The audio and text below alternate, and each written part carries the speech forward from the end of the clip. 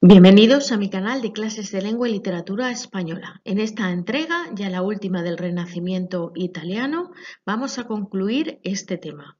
No te vayas, quédate, suscríbete a mi canal si no lo has hecho todavía y dame un like. Empezamos.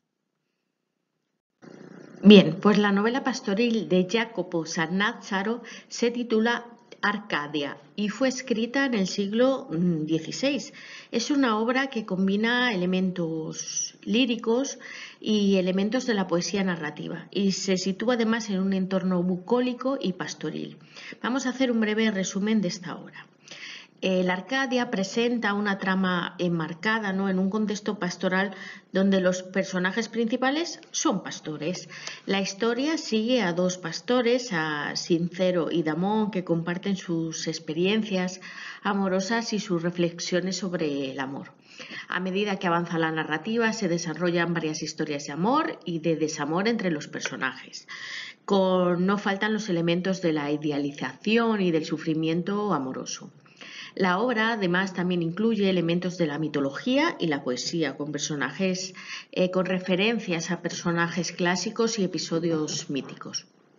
A través de la prosa y de la poesía, Sannazaro explora temas como el amor idealizado, la naturaleza y la complejidad de las relaciones humanas. En resumen, podemos decir que la Arcadia es una novela pastoril que se centra en la vida de los pastores, explorando temas románticos y filosóficos, con el entorno bucólico y con un estilo literario que combina la poesía y la prosa. En cuanto a la poesía épica, la épica renacentista se inspira en la epopeya grecolatina, aunque los héroes son caballeros todavía medievales que luchan por el amor de su dama o por la religión en un ambiente legendario con elementos de la tradición cortesana que ya habíamos visto. Tenemos la obra de Orlando Furioso de Ludovico Ariosto, al que debe su inmortalidad el poeta. No solo es uno de los grandes poemas de la humanidad, sino también una de las primeras epopeyas, ¿no?, caballerescas escritas en lengua romance. Siguiendo ya el tema que había sido iniciado por Mateo Boiardo, el Orlando Innamorato, Ariosto lo complica, ¿no?, y lo continúa. Y canta además los orígenes de esta casa, los amores y las hazañas de su héroe y de su heroína, Ruggieri y Bradamante. Con el argumento original se entrelaza el segundo, ¿no?, las guerras de Carlomagno con los sarracenos y además otro tercero, ¿no?, la locura y el restablecimiento de Orlando.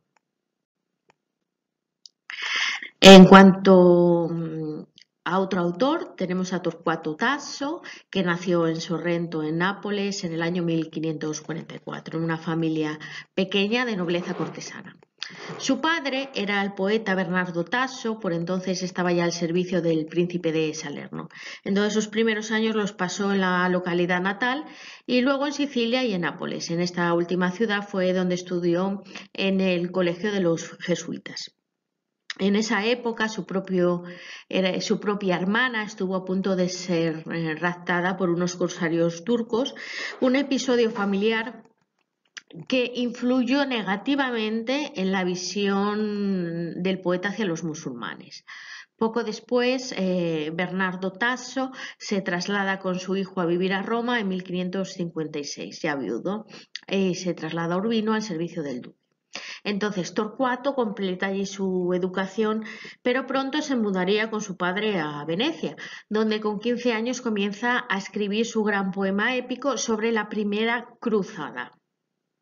Escribió entonces Gerusalemme Liberata, pero no lo hizo imprimir, limitándose a leerlo públicamente en la corte.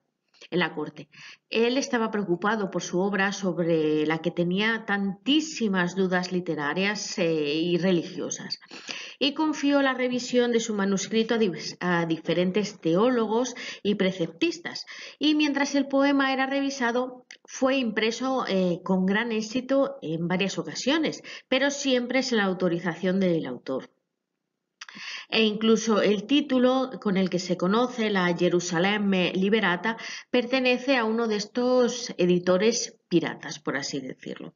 Entonces, en esta época, Torcuato Tasso comenzó a mostrar los primeros síntomas, ¿no?, de una enfermedad psíquica que podría ser esquizofrenia, que le hacía caer en estados de profunda melancolía, incluso ira y manía persecutoria, ¿no?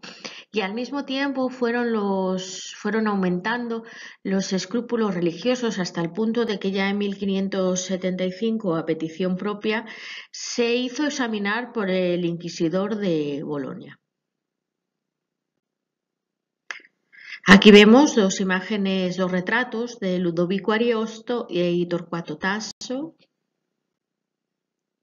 Y ahora vamos a ver a Nicolás Maquiavelo.